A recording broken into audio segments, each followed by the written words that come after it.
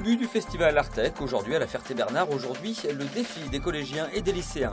Le supporter club Virage Sud a lancé une souscription pour intégrer le capital du Mans FC. Déjà 6 000 € de récoltés. Retour enfin sur les principaux événements sportifs du week-end. Et on terminera en musique avec l'Europa Jazz en balade. Aujourd'hui a commencé la 20e édition du festival Artec. Pour cet anniversaire, les organisateurs ont prévu une semaine riche en événements. On a mis les petits plats dans les grands, on a augmenté un certain nombre de choses, beaucoup d'animations pour les jeunes, pour les enfants. Vous avez vu sur cette pelouse toutes les structures qu'il peut y avoir. Et puis il y a plein de surprises tout au long de la semaine. 340 collégiens et lycéens de toute la France étaient réunis pour faire concourir leurs robots. La règle est simple, parcourir un circuit le plus rapidement possible en suivant la ligne noire. Les élèves ont eu plusieurs mois pour concevoir et entraîner leurs robots, mais ont parfois dû faire face à quelques problèmes techniques. C'est-à-dire par exemple, on avait quelque chose qui fonctionnait quand on avait fait sur des essais un peu artificiels, puis quand on arrive sur la vraie piste, ça va plus. Donc là, on commence à tous s'entraîner. À partir de mercredi, toutes les écoles d'ingénieurs s'affronteront pour la Coupe de France de robotique. En parallèle, des animations et des spectacles sont proposés tous les jours et pour tout public.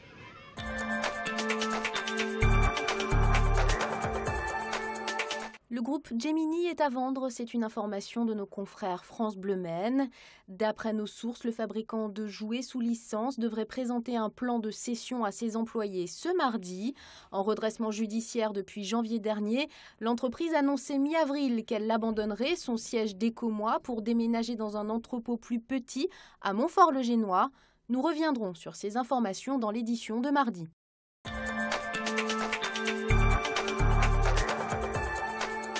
Le corps de cette femme disparue à Mézières-sous-Lavardin depuis le 22 avril dernier a été retrouvé sans vie ce dimanche après-midi. C'est une habitante de la commune qui l'a retrouvé dans un corps de ferme lui appartenant.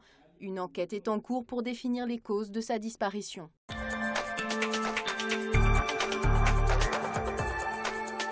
Un peu plus de 43 000 €, c'est la somme investie par la ville de Mulsanne pour acheter la totalité du matériel du centre socio-culturel. Une acquisition effectuée dans le cadre d'une vente aux enchères organisée vendredi dernier par le mandataire judiciaire en charge de la liquidation judiciaire de l'association Simone Signoret.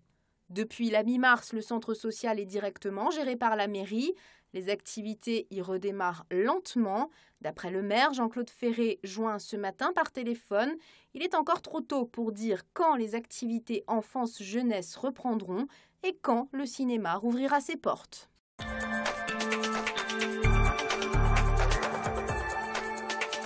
Ni naïfs ni idéalistes, les supporters du club Virage Sud. La souscription qu'ils ont lancée vendredi ne pourra pas sauver le Mans FC en manque de plusieurs millions d'euros, et ils le savent. Les supporters font preuve plutôt d'opportunisme. Une partie des parts est à vendre. Ce qu'ils veulent, c'est acheter, participer au capital. Mais le principe, c'est de se dire aux souscripteurs, vous achèterez des parts d'une société qui détiendrait des parts du Mans FC. Et enfin faire entendre la voix des passionnés. Pas se limiter aux tribunes et subir les décisions en permanence, mais d'y prendre part.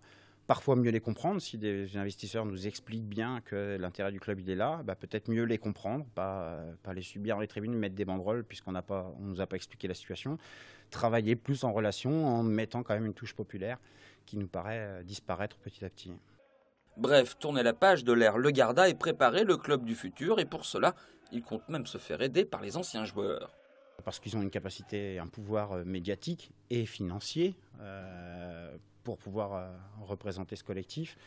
Voilà, Grégory Sardon a déjà pris contact avec nous dès ce lundi matin. Je pense que nous, notre démarche, après, ça va être d'aller contacter les grands, Didier Drogba, Romaric, Bachat, Laurent Bonnard, Gervinho, Arsenal. 3 jours après son lancement, la souscription a déjà rapporté 6 000 €.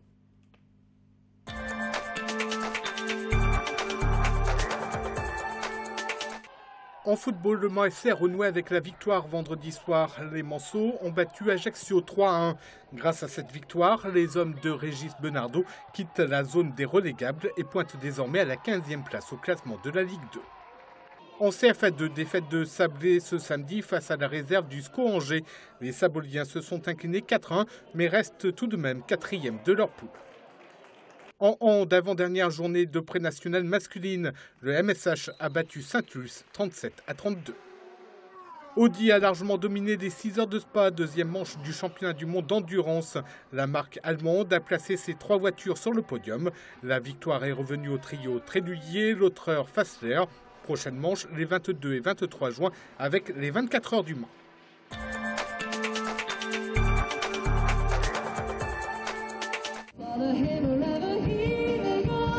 Le festival Europa Jazz était dans les rues du Mans ce samedi. 8 harmonies et 6 groupes amateurs ont joué pour cette 15e édition. La plupart des musiciens étaient programmés place de la République. Le festival reprend demain et jusqu'au 12 mai au Mans. Plus de renseignements sur www.europajazz.fr.